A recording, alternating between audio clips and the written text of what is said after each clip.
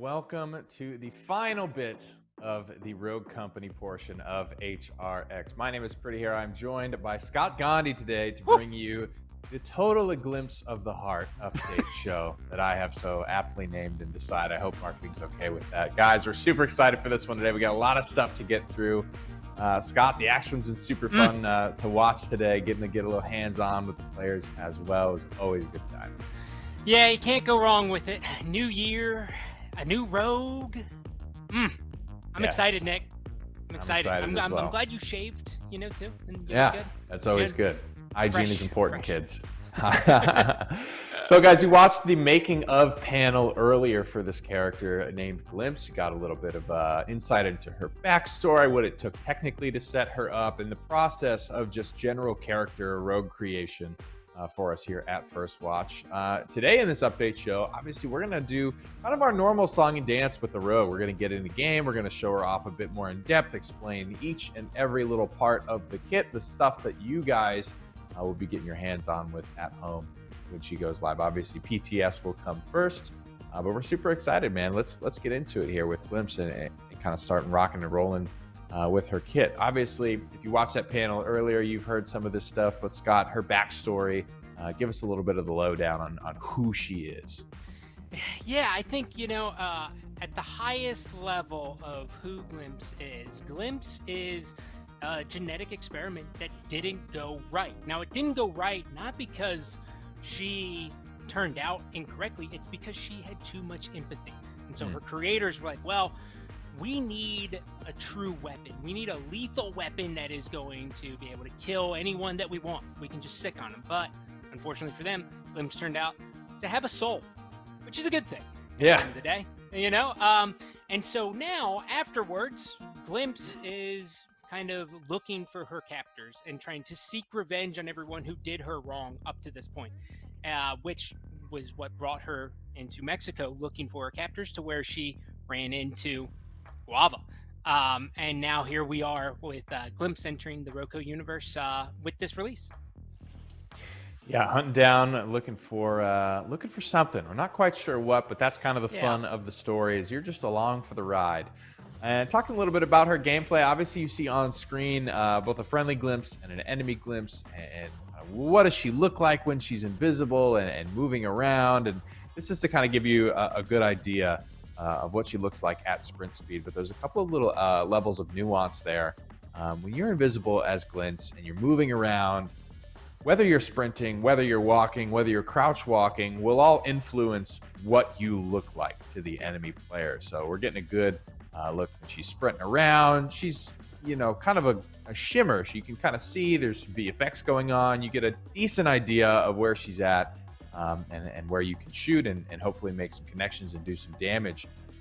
If you're moving at walk speed, you're going to kind of lose that VFX. You're going to be a little bit harder to see. Still not completely invisible. It's not until you either stand still or start to crouch walk that you will turn completely invisible. So it is possible, but it is going to cost you some movement speed to do so. And that's kind of the fun part about this character is making those decisions and popping in and out. This isn't a cooldown based ability. This is more of a stance change, if you want to think about it that way, where you have an energy meter.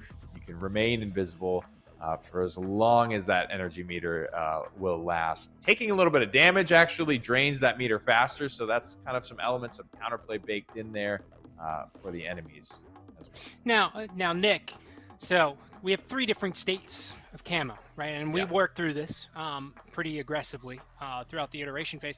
You have 3 different states, and when you're crouched and you're not moving, you are almost entirely invisible. So how do people find a Glimpse if she's just stationary, crouched, and hiding behind medium cover? Is there a way? There is a couple ways. Obviously, we have reveals in our game. Reveals will work against her Seeker. You got your Dallas, you got your sticky cams, you got all these types of reveals. She is not in any way immune or resistant to reveals. Nope. She will stay invisible if revealed, but you'll see the outline around her, and you'll know exactly through walls. Through a wall, she'll present just like any other character getting revealed would. But the reveals will not actually peel her out of stealth. You're going to have to play off that outline and that information around that. You've also got what you can hear. If you're not playing with your headphones on and your sound turned up, you're not doing it right. There's a lot of audio stuff driven for this character.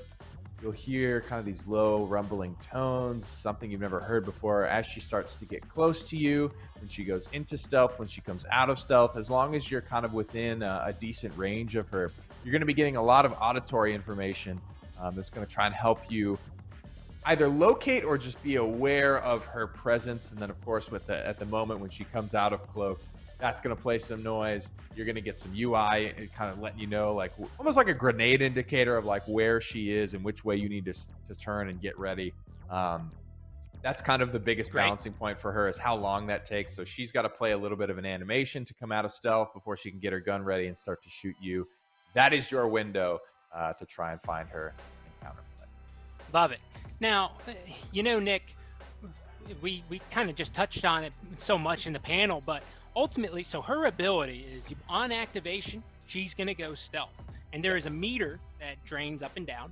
Now, does that meter recharge as long as you're not using it? Or does it? As long as you're not using it, it's not really cooldown based. It's just exactly time in, time out. You lose energy just as fast as you gain it outside of stealth. So you're going to be doing a lot of in and out, a lot of weaving from stance to stance, flowing back and forth between the two. Okay, so the ability is that this is our first stealth character. She goes camouflage. There's a little bit of a window when she decloaks to where you hear a noise and a UI indicator, and then you can engage and understand where she's at. Now, that's one part of the character. The other part is the passive. Nick, this is probably one of our stronger passives that we've ever done, and also one that fits this character unbelievably well. Talk to me about this passive. So the passive's called Heightened Senses, and it is just that, as a genetically modified person, it's kind of like a spidey sense in a way. You're the lady that sneaks up on people. This passive is going to help you prevent being snuck up on yourself. Think of Glimpse as somebody who has this otherworldly sense about her, whether it's hearing someone's breath or feeling their presence through a wall or something. Periodically, you're going to kind of get these pulses that if an enemy is close enough to you behind a wall or something like that, you're going to get a little bit of an indicator as to where they are. And then that indicator is going to fade until your senses kind of reevaluate your situation. So periodically, you're going to kind of pulse the area around you and just kind of get these soft directional areas that are indicating enemies are nearby for you to play around. And use that information how you will. For the passive, does it show how many people? Like, will you get multiple arrows for multiple enemies, or is it just one? Okay. So it's as many enemies that are around you. Obviously, up to 6v6 is our biggest game mode, so you could get potentially 6 arrows on your screen. The audio is going to kind of escalate as you get more and more arrows around you. And hopping into kind of our gameplay kit here, we have a brand new gadget for her. It's a utility gadget. It's called the Pop Smoke. This is a character that has to kind of flow quickly. You're kind of in and out of combat. Sometimes you got to make a quick escape. And so basically all this is, it's a faster, more kinetic smoke grenade that almost in the sense that like a Semtex doesn't require a backboard or it can be placed pinpoint. That's kind of what this is, but for the smoke grenade family. So you kind of throw this thing, and the second it makes contact with a surface, it's going to explode and live right there. So this is really good for like, if you're on Wanted, kind of where we just were in those little cantinas, you want to smoke out a window, but you don't have a great angle or backboard, you can kind of just hit the windowsill right beneath that window where someone's looking, and it's going to kind of plume out from there. So anywhere, wall, ceiling, floor, wherever this smoke makes contact, that's where it's going to spread from. The point of contact is the center of the sphere. So kind of placing those appropriately. They're very quick, doesn't have to bounce, doesn't have a fuse time at all. And these can be used to escape. These can be used as a normal smoke. Again, it's all about versatility and flow and making decisions when it comes to Glimpse's kit and what you want to do with the tools you have available to you. Yeah, I think my favorite part about this gadget is the fact that, one, it's unbelievably kinetic, which always feels really good in Rogue Company. But two, there are those spots in all of our maps where you want to get a smoke into that location, but you just can't. It takes a perfect precision, and then sometimes you might be killed in the middle of that.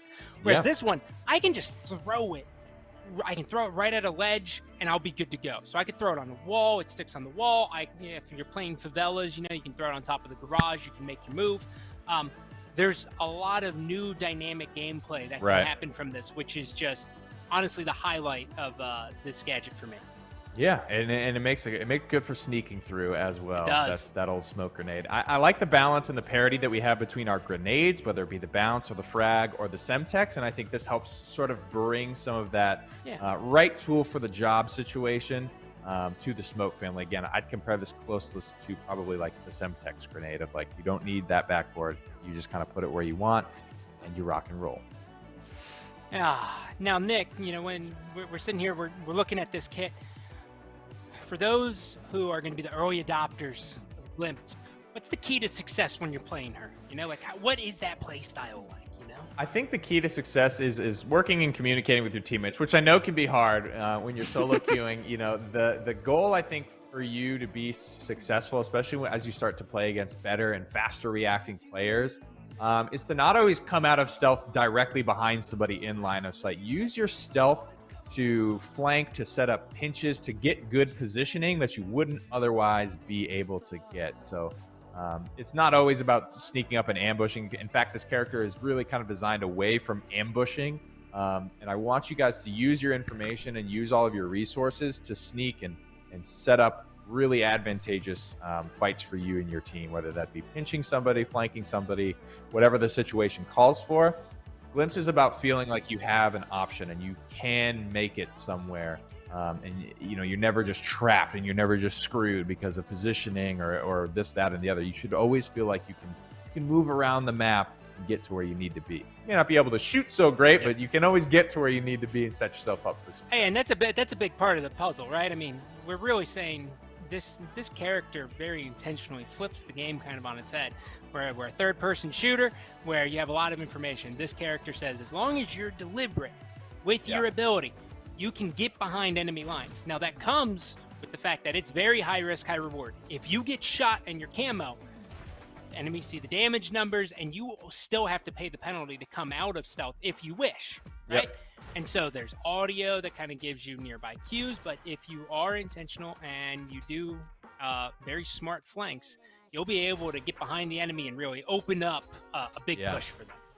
Let's talk about some gameplay kit stuff here. What am I going to be shooting people with? So you can see, obviously, she's got the Nightshade assault rifle here. This is something that you're going to find on your Phantom, on your Vi.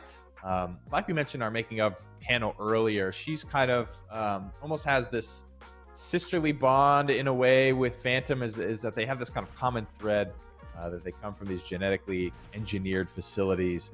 So they have this kind of same tech. Obviously, you know, Glimpse was able to escape. Maybe she grabbed this Nightshade on the way out. But all in all, the gameplay here is that she is a relatively close range character. AR, SMG. She's going to start with the Nightshade as well as the Night SMG. Obviously, for those of you that have those weapons mastered, you'll be able to kind of swap these bad boys in and out and play her and kind of customize that as you wish.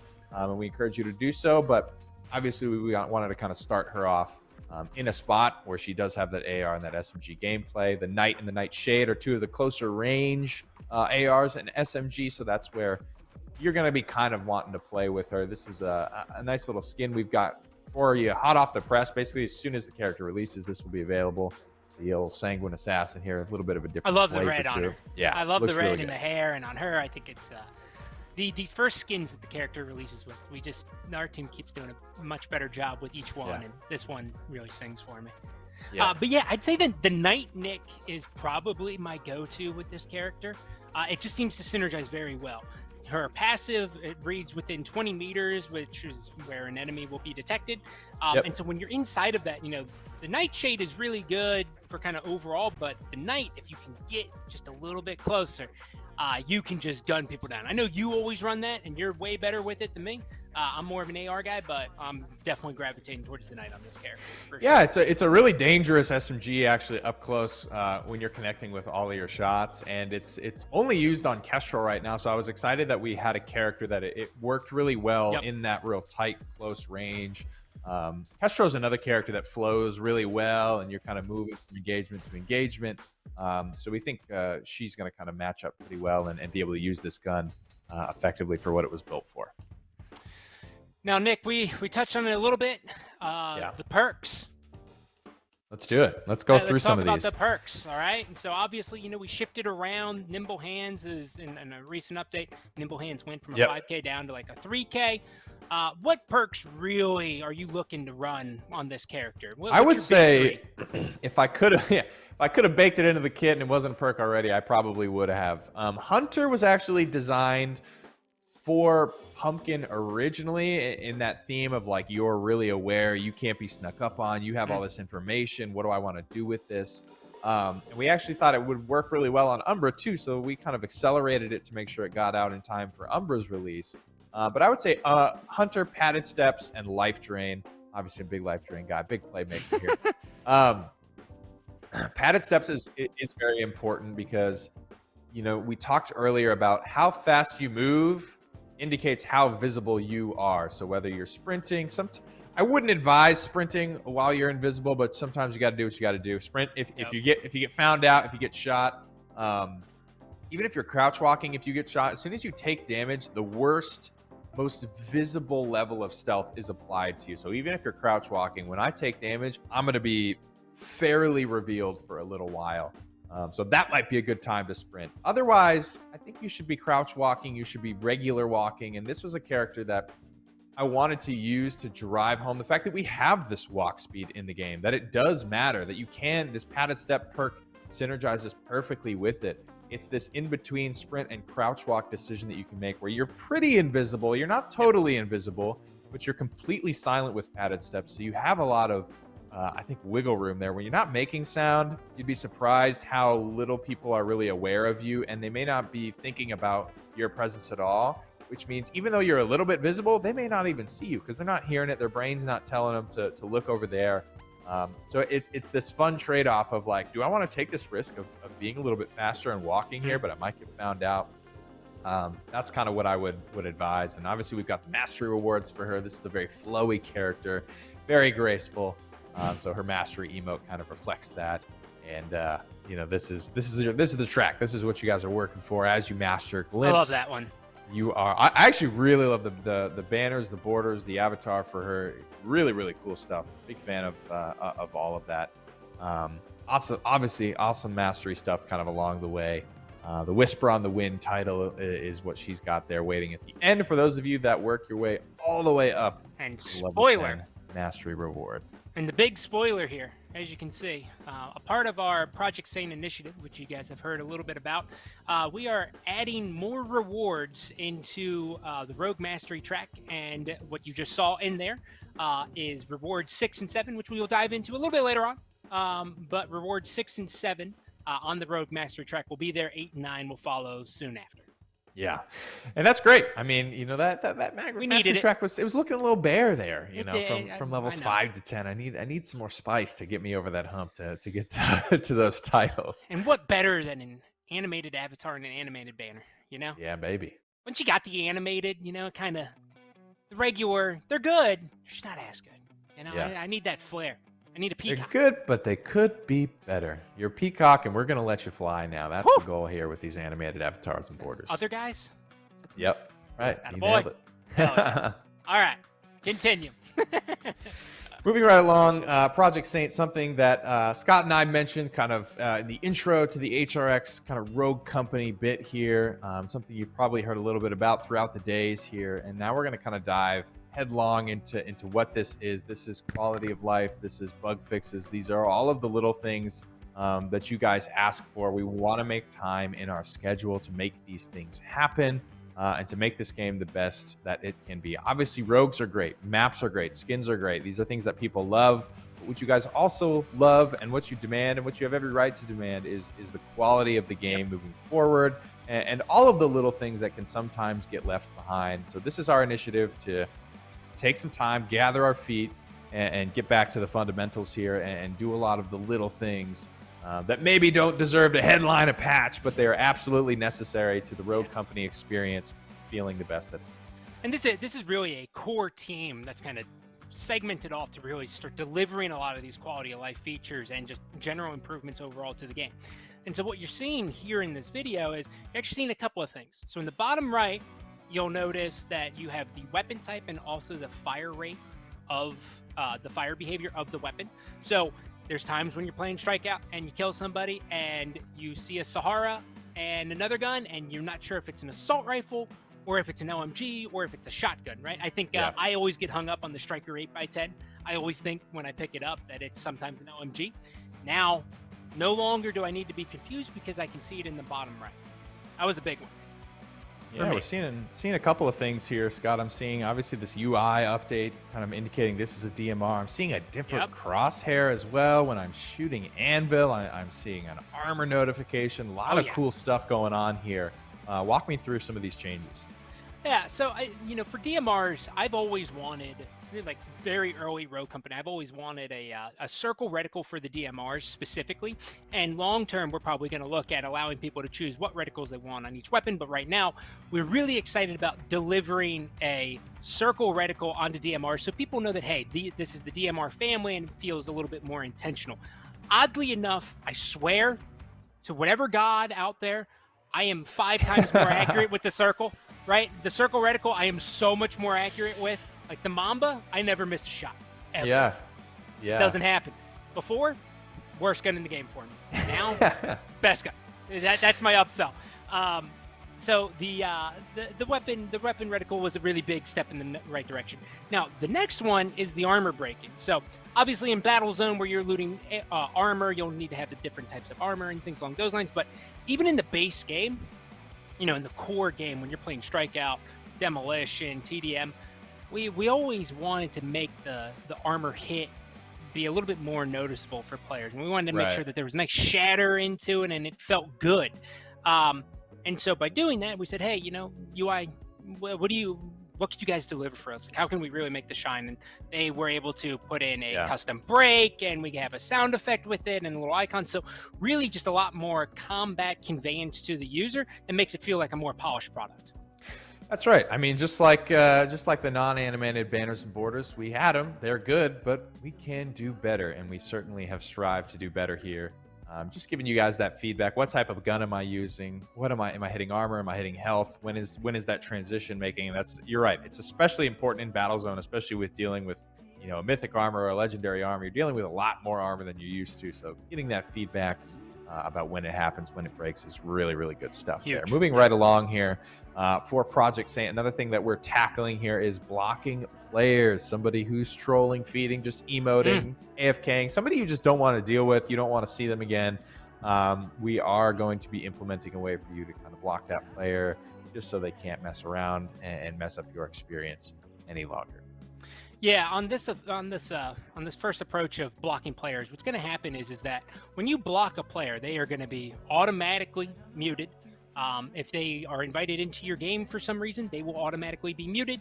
If they start sending you invites, they will automatically be declined. You'll never see them. If they try to send you a bunch of friend requests, those will automatically be declined. So all of this will just allow you to say, look, I don't want to deal with this person. We've had this complaint for a long time and this feedback from the community. So this version of blocking players is, hey, we're just going to basically, squash any communication between you and them possible. Yeah. Moving right along then, daily contracts. We are adding a couple more to the pool here. And by a couple, I mean quite a few here, Scott. Daily contracts, these are something that, a lot of people, this is what they drive their gameplay around. They log in, they want to get these done, they want to get their rewards, and they're playing the way that these contracts are telling them to. So we want to kind of vary that up a little bit. Yeah, so we've added more contracts. We've also removed some of the more pain point ones. I know the win a lot of games. One is a little bit hard, and so we just pulled that one all the way out of the equation. Win 4 games, no longer a contract that you can get. Now, that's one piece of this, right? So we added more daily contracts. In this scenario, you'll get a little bit more variety. In addition to that, previously we didn't have a way to bucket these contracts. All contracts were kind of created equally. Now what we're saying is there's 3 different buckets. You got easy, medium, hard, and you will get those relative based on how many daily contracts you have available. So this will deliver a much better experience overall to the user and a more varied play session. That's the words I'm looking for in here. You'll get a little bit more variation per play session. That's tick. Yeah. That's the key there. Keep things feeling fresh, feeling good. Obviously, again, just to reiterate our goals here with Project Saint, lots of the little quality of life requests you guys have been asking. Obviously, bug fixes will come along with this as well.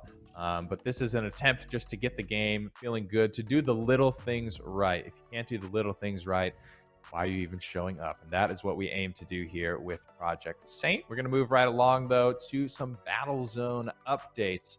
Good amount. Kind of in the theme, sort of quality of lifey, sort of balance. We've got a little bit of everything here for the Battle Zone. The first thing that we want to hop in and talk to you guys about is some colored weapon crates that we have. Obviously, you guys know as you move from round to round, the rarity of the loot that you can find scattered about the map increases, and that used to be kind of displayed just by, you know, a little pedestal that the weapon came on and the color of the ping. But we've really gone above and beyond here with these crates. They look damn good, and they should help convey a little bit better of what you can expect inside. Yeah, and so in this video, right, we toggle no HUD so you can really see the crate. So you're still seeing the same ping or the same icon above it, so you know the rarities. But in addition to that, when we're changing the color of the crate based on the rarity. And so when you watch this, when you get closer to the crate, there's a little panel that's going to flip out. Boom! And then you have a new animation, and so you just have an overall a better experience than what it was before. I mean, in the last one, it was maybe not textured, and we knew we could really deliver a world-class crate experience. And I love the fact that we got the Roku icon on there, right? We got the symbol on there, really just making it. Honestly, I think these are probably the best crates. NA, you know, I think they're best crates NA there. Put a stamp on it. Incredible. Yeah. It is what it is. I mean, just getting these to where they need to be. Just getting these to the quality bar that you guys have come to expect from Rogue Company. We want to, obviously, we put stuff out. We want to test it. We want to make sure that we're fast, we're agile, getting it out in front of the audience as soon as we can. You guys like it. That's when we want to take that extra mile and polish things up and get it up to the best version of itself. And that is this for our crates. Moving along 100%. Here in the Battle Zone. A couple of balancy updates for you guys. We've made some cost adjustments to the C4, moving this guy from 3K down to 2K. Scott, you know, we're starting to get some data, starting to see how people are playing, what they're buying, when they're using it, how useful things are, and this is, I think, kind of reflective of that. Yeah, it very clearly in the first couple of days of Battle Zone, we saw very little purchases of the C4, and we saw really which ones were shining. And I think C4 for us, C4 is definitely a gadget that we are monitoring very closely because we don't think it's necessarily in the best positions overall. So bringing it down to 2K seems like a nice, healthy change for the C4. Maybe you can start picking it up in those earlier rounds. Sweet. We've also made a couple of other quick changes. I'm just going to motor through here. Oh, yeah. Friendly damage has been reduced a little bit in the Battle Zone. The Battle Zone circle itself will do a little bit less damage, allowing you to kind of make a couple of plays around it. We don't want you sitting in there healing or doing any funny business, but it's just allow you a little bit more flexibility to kind of maybe make that rotation through the circle. You want to make that risk-reward play. Armor drops when you eliminate a player. That's a big one. This is a really big one, actually, Scott. I want to give you a sec to talk about it. Yeah, so obviously, you know, armor is kind of make or break in Battle Zone towards the end of the and later stages of the rounds, right? And so we know that sometimes there's RNG involved. And so if you get a crate, you open up 2 or 3 crates, you get no armor. We want to make sure that there was a way for you to get armor. And there's no better way than getting armor than killing somebody who has armor and it dropping in the world. So when you kill them, you'll see the same drop icon that you see inside of the crate, and then you can pick it up. So if you kill someone with mythic armor, you can go and pick up that mythic armor now. It doesn't just go away. When that's it's honestly changed a lot of how we've played this game altogether, and it makes you know, winning those battles even feel better, you know? Yeah. So pick up that fresh armor instead of repairing your own. It's quicker. You get back in the action much faster. Cool updates coming for the Battle Zone. We're going to move along here to the Rogue section. We've got a couple of updates coming for a couple of rogues. First that I want to talk about is Sigrid. We have increased the size of my first baby. We've increased the size of her shield by about 15%, as well as increasing the shield bash damage to 50. And the final update is to actually her passive. We've increased the crouch movement speed bonus from about 15% to 20%. And the main goal here with these changes, I played a bunch of Sigrid one week, and I came to this realization that I just felt like people could get angles very, very easily. And that was intentional originally. You know, we wanted to be careful with the with the combat shield when it first came out and how it played.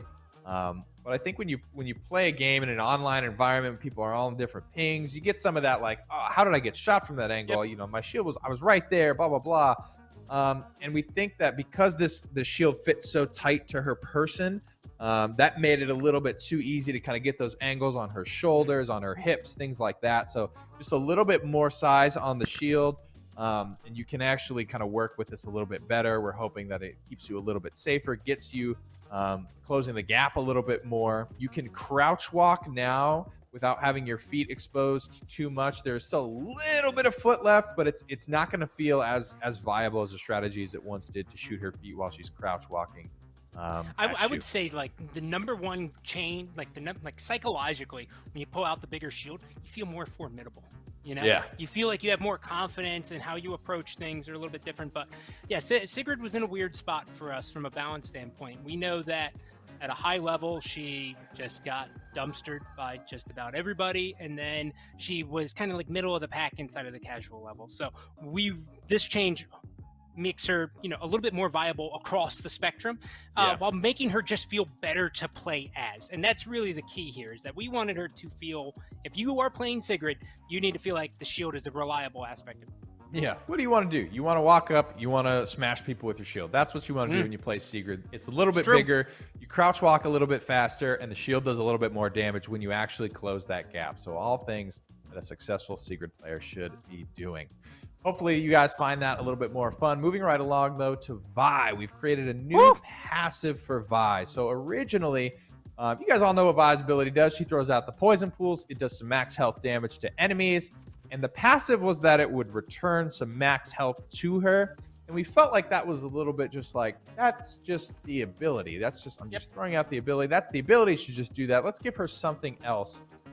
We also felt like it was pretty tough, Scott, to get to 125 maximum health and actually have an enemy stand in your pool long enough, despite how godly you are at throwing the poison puddles. It's just a lot of time required to have an enemy in them to really leverage that max health bonus. And so we think her new passive is going to help bridge that gap. Yeah, 100%. And right now you're obviously seeing it in Battle Zone, where you start at 125 health, so it goes up to 150. But honestly, Vi's passive, this has been something that since Dahlia has been out, has been a pain point for the community. And we hear you, and this is actually a part of our Operation Sane initiative was, hey, let's prioritize making sure that Vi has a passive that people feel good on. And for us, Vi as a defender, she likes to hold down, corners and angles and really kind of lock down an area. It's like ultimately she's zone control is what she does best, right? She's area of denial. And there's a lot of times where you're in those poke battles and you hit them a couple of times and you want to go out. And before, there's health regeneration in our game, so they wouldn't do permanent damage. So we were like, well, what's the best way we could do that? I think that, Nick, this was all your idea ultimately, so I'm not trying to take the credit for it, but I guess I approved it. Is, hey, as I'm dealing the damage, let me get the benefit and get a little bit stronger. And so now I'm in the position, I'm playing the game exactly the way you want me to, and I'm being rewarded for that. And right now, all of a sudden, Vi is now in all of the play tests that we're seeing internally, and it feels really good to see Vi get up to 125 max health and just be a little bit stronger overall. Yeah, that's kind of her bit. She was the first character. Obviously, Umbra can do it now with his passive Siphon. She was the first character to bring in the maximum health increase mechanic. And it only feels fair to let her leverage that a little bit more easy and let that be her thing that makes her unique, is max health damage and max health increase. It's all great stuff coming for Vi. She should feel a little bit stronger running around there in both Battle Zone and the core game modes. Great passive here in respawn modes as well. We're going to move along to some marketplace items. Make sure you guys are looking fit for the new year. First thing we've got up is Vicious Elegance Switchblade. Wow, I actually haven't seen this one yet. I love this. This is she's a fan favorite. Obviously, Switchblade made a big splash when she came in, and she deserves a skin. It's a little bit different of an outfit that Switchblade wears to base, but you can see obviously that hair is still very, very Switchblade. I think it really speaks volumes to her as a person. Yeah. She of all of them, she's definitely the punk. Oh my God, that looks so good. Yeah, that looks damn good. Man, what a legend. What a legend she is. We've got the Peridot and Lace Rocket Pack as well. This is just to kind of match up, obviously, with the color scheme. We want to give you guys options here. You've got your what wingsuit am I bringing in? What skin? What gun wraps am I bringing in? So make sure you got something to match when you're going to the gala with your Vicious Elegant Switchblade skin. We've got wraps. We've got the Rocket Pack. We've got everything you need here to match. And this is, again, kind of that same thought there, the Peridot scheme there. The Orbital Aegis Mecha Skigrid. It wasn't planned this way. I know you guys are going to say, oh, new skin, better buffer. It just worked out that way. It's just completely consequential. That's how it worked out. Didn't plan it, but here we are. We're going to deal the cards we're dealt here, folks. This is what a legend. Legendary skin for Sigrid, and boy, it certainly fits the legendary bill. I love the Gundam look on her. I think it fits so perfectly with the shield. Yeah. And the fact that we maintained the colorway of her original skin into it, chef's kiss. Love it. Now moving over, this is one of the ones that we identified very early on that we would eventually do. Lethal Luxury Ronin. I love this one. And she's in a dress. She looks just lethal, ready to kill. Yeah.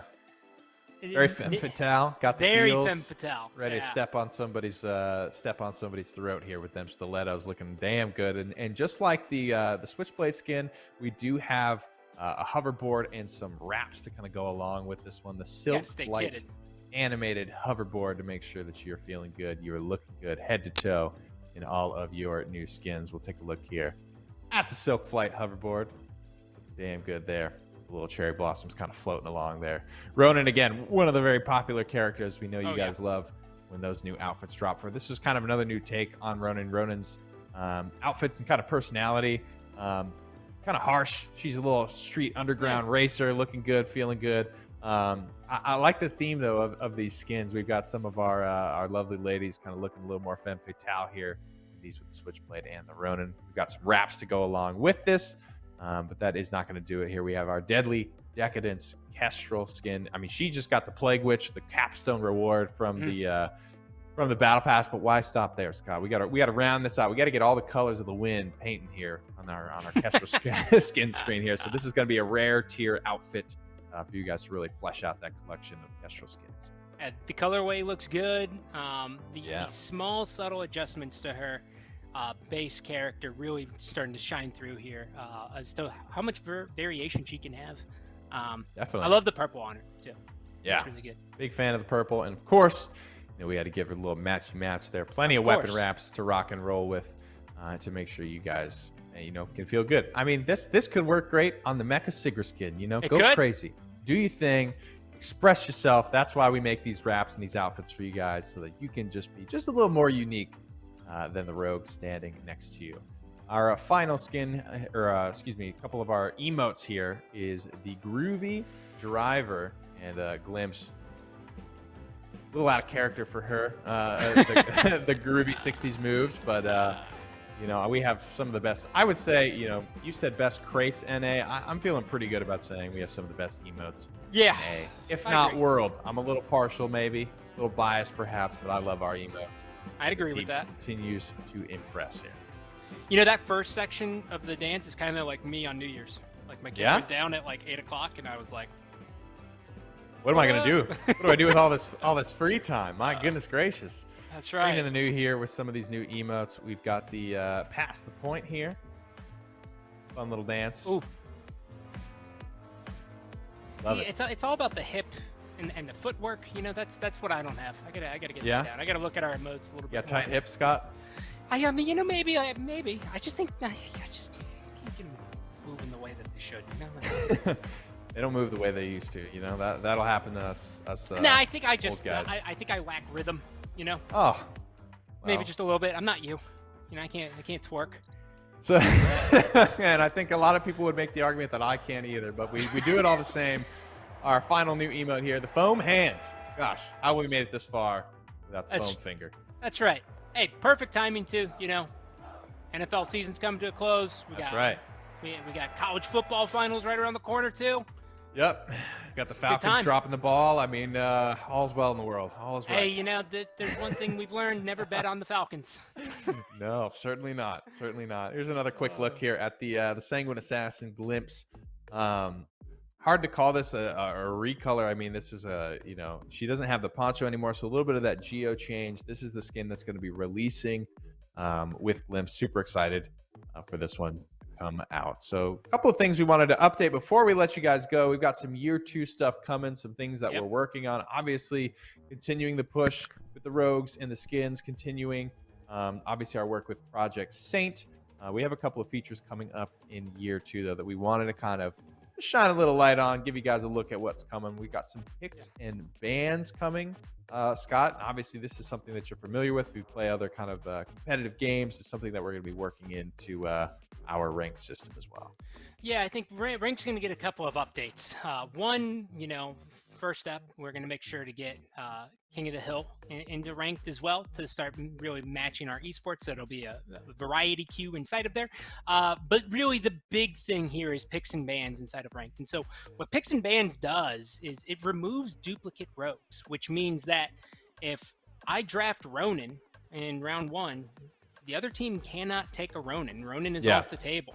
And so right now we have a fair amount of mirror matches based on every single map that we play on, right? At least that's what we see in the competitive side, and that's what we see in ranked. This flips the game on its head and really adds a whole new layer of strategic depth and also strategy as to how we create our composition. So with the addition of King of the Hill going into ranked as well, so you'll go between Demolition and King of the Hill, you'll also be getting picks and bans, and now the game will evolve altogether because of that. Beautiful. Super excited for that to come in. Something you're probably familiar with if you play that ranked experience in other character-based games. Moving right along to a rogue customization. So obviously, Scott, we add a lot of these wraps, we add a lot of these skins, and people want to match stuff up and look nice, and we want to add back the ability for you guys to be able to do this on a per rogue basis. And Scott, I want to open the floor to you to kind of talk about how we're going to be implementing this and how we're going to be achieving that ask for all of our players.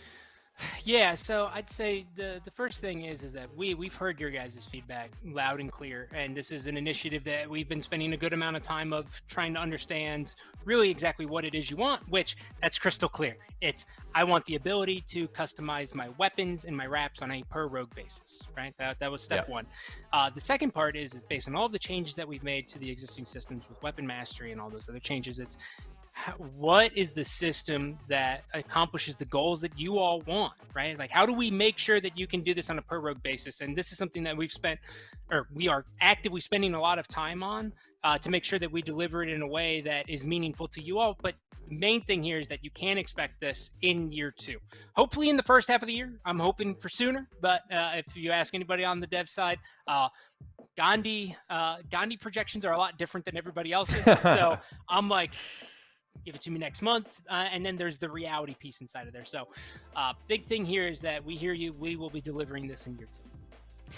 And moving along to another feature that we're pretty excited about is backfilling your games when you have somebody that disconnects or rage quits or mom unplugs the router, whatever it may be that has caused you to lose one of your beloved teammates. We want to be able to replace that teammate with another teammate, human teammate, that's going to come in there and they're going to give it their all. Obviously, we do our best with our AI to kind of just have somebody in there playing and shooting a gun for you, but nothing is quite a replacement for the real thing, Scott. So this is a feature that we're pretty excited about, and we think will improve the experience. Yeah, and it's one that, again, this is one of those systems that if you ask the community, you all would say that this is long overdue, and we agree with you. And that's why we're prioritizing it. So a couple of the big questions that we had with this that we consistently get, because this is a feature that we've talked about a fair amount, is like, I don't want to join a game that is 5-5 and it's about to end, and I don't want to join in progress in ranked matches. And so we can address a couple of these right off the rip. One, human backfill is not going to work in ranked. Okay, ranked it does not work inside of there. 2, Based on the game that you are playing, so based on the mode, so whether you're playing TDM, Strikeout, or Demolition, there's a set amount of rules where we aren't going to backfill a player into a match if it's about over. So in Strikeout, if it's 2-2 and someone disconnects, we don't want to send a new player into that final match because we know that's going to be a poor experience for them. It's not going to work out that way. So we have rules to make sure that the match that players will be backfilled into are the correct ones. And as soon as we have more information, the goal here is like, if I don't connect to the match initially, like that might be a great candidate to get a new player in there. The main match just started, somebody just didn't make it in, something went wrong. Yeah. Early in the round. And so as we continue to build the system out and go through a lot of the key iteration points from a design side, we'll share this information with you all, and we would love to hear your feedback on there altogether as to what you all think would be the best implementation for this as well.